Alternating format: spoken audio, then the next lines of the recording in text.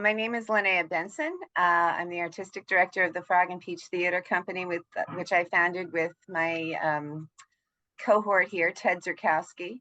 Frog and Peach started with a mission to bring accessible and affordable Shakespeare productions to everybody in New York, especially people who may feel, sort of left out of the cultural conversation. There's nothing in Shakespeare that isn't really easy for average American to understand. And the response was really great. We've since launched a program called Tinkerbell Theater, which is a family theater that's really affordable with puppets and songs and music, which Ted composes all the songs, which is very handy and lovely.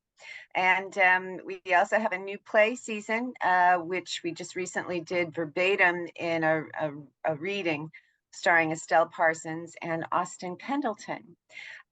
College Fun is a new play. It's a scary play. It's a play about a very erudite young professor who is called into the office of diversity, equity, and inclusion in a Southern California university. And what happens from there is pretty terrifying.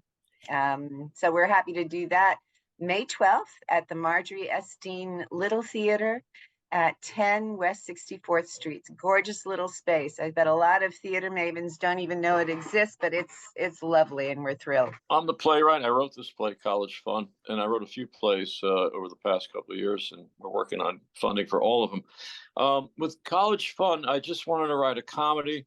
I wanted to write for a small cast. I wanted to write for a cast of people that don't look like me. The entire cast is BIPOC.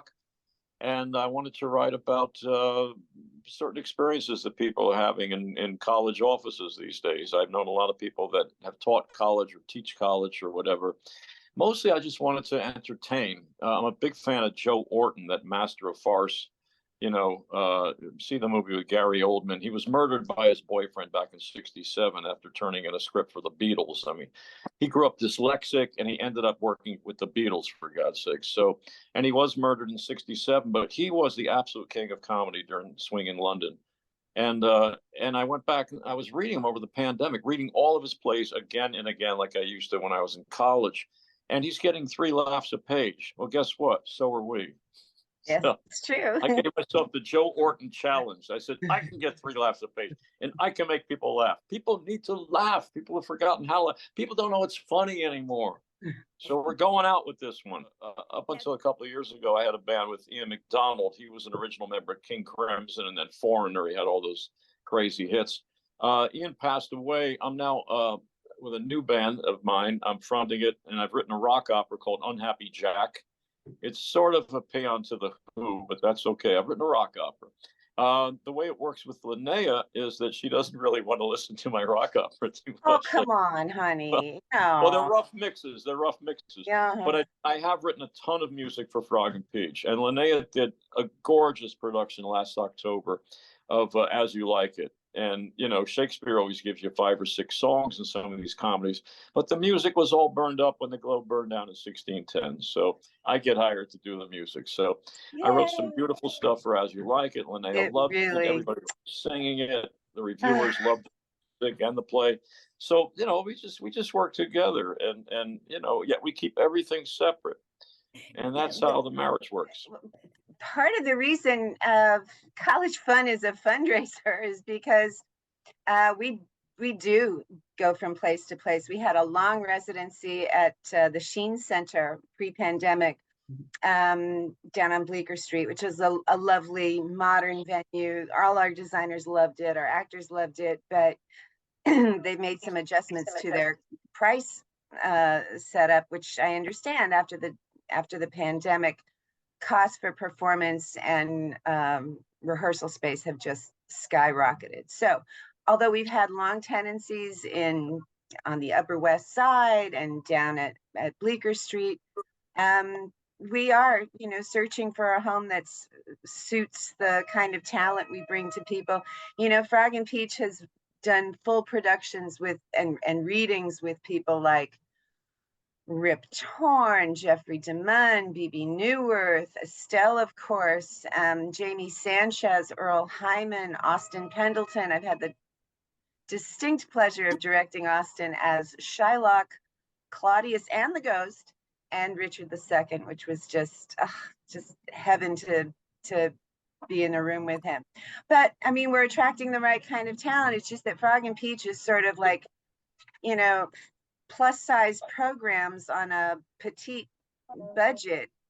In addition to all this, we also provide weekly arts classes for people with formerly homeless people with schizophrenia, PTSD, bipolar disorder at various locations in and around Manhattan, Brooklyn, and the Bronx. So we've got all these programs, but we really need the support of our friends and neighbors. Some of these folks have been with us for 15, 20 years. Vivian Landau, a terrific actress that you might know from Shiva Baby. And she's wonderful. Jonathan Wexler, who appears in College Fun, has been with us for quite a long time. The lovely and talented Alyssa Diamond, who is just like Judy Holliday reincarnated. She's just sneaky and funny and wonderful. Amy Frances Quint, who's trod our boards like a goddess. A lot of folks, our fight director, our set and costume designer. Also, also myself. I mean, I've been acting in all of the backers auditions, playing myself in verbatim, and you know, we're both members of the Actors Studio, Linnea and I. So I always forget, like, oh yeah, I'm an actor too. That hand thing, yeah. Forgot about that. Magda, yeah, everybody. Google my name, Hamlet, New York Times, and you'll see how Benson directed and got half a page in the New York Times on a Wednesday. Yeah. With a big photo of me and Austin Pendleton, directed by Benson. They don't mention me too much. It says Benson this and Benson that. Oh, get out of town, honey. New York Times. Okay, I tell you, you fall in love with a man. You think, you know, at the time we met, he was like a drummer in a punk band and an actor, like the youngest guy that Strasberg ever let in. And then he's writing operas and plays. We put out an informal request for plays just to our general company during the pandemic. And I was very surprised that he'd written these plays. I didn't know he wrote plays. And in comes these one after another. It's like, Teddy, this is very disturbing material. There's three now, yeah. Yeah, it's 3. So, you know, you never know. We started the company about 25 years ago in the basement at St. Clement's Theater with Rosemary Tischler from the Public Theater in the audience. Okay, we invited them so they could maybe give us a hand up, not financially, but they loved our mission statement. And they passed it around a little bit, and that enabled us to find a place to start doing things. Need a name for the company. So I thought the Shakespeariment would be really good. And Linnea, you know, when she stopped gasping for air, we had to come up with something else. Peter Cook and Dudley Moore, you know, the great comedy team from the 60s again and onward, they had a sketch called The Frog and Peach. We're going to open up a restaurant, very affordable, with a really limited menu, where a young couple with not a lot of money can walk in, sit down, order up a really big frog and a damn fine peach. And then there were recipes for frog a la pêche and pêche. We wanted something that our original mission statement said, we see Shakespeare in a sense as almost children's theater for grownups.